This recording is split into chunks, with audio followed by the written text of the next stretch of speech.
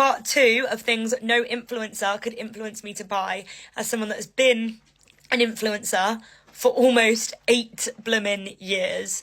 So, okay, you guys loved the part 1. We're coming back with part 2. I'm going to share my other opinions on things.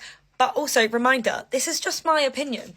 You don't have to agree with me. You can like what I say I could never be influenced to buy, and that is absolutely fine.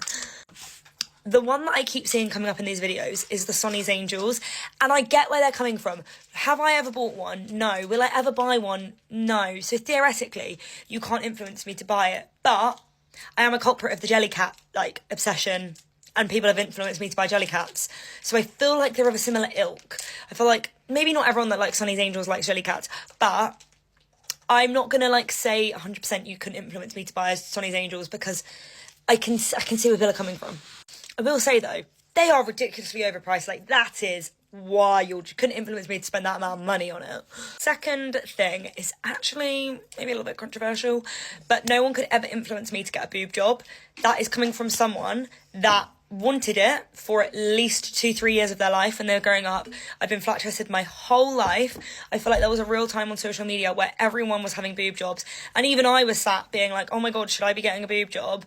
But I now know that no one could ever influence me to have a boob job. I've been surrounded by people that have had things like that go wrong, and I feel like that's scarred me. Not that it happens with everyone, but it's one of those things that you couldn't influence me, because I've now come so far in learning to love my lack of boobs that I don't want big boobs now. I don't want bigger boobs, even though I have seen some amazing fake boobs in my time and they look great. So it's one of those things, if you want to do it, if it makes you feel more confident, if it works for you, then you go Glen Coco. But no one could influence me to do it, but they could have when I was 17. This is so random, but you could never influence me to buy liquid lipstick again. This is so random, but they were such a rage. They were all the rage for so many years. But why? Absolutely why? They make my lips feel like the Sahara Desert. Any brand could bring out a liquid lipstick. I never even bought into the Kylie liquid lipsticks because I'd already been scarred by the Kat Von D ones.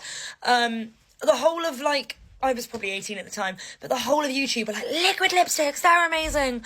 And then I bought 4, and then I never wore them because they were literally putting cement on my lips. So you could never influence me to rebuy a liquid lipstick ever again. We are not friends. This is so personal, but you could never influence me to eat cheese.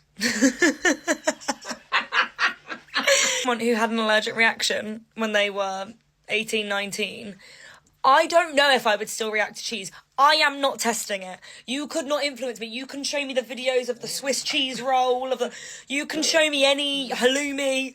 Guys, I want it, but you could never influence me to have it, because the unbelievable fear that I have of cheese. I'm genuinely scared of cheese. I'm 25 years old and I'm scared of cheese, so you can never influence me to eat cheese, because I never want to relive that experience.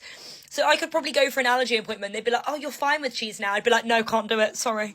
But anyway, that's all my things. Toodles, bye. Could you have some chocolate?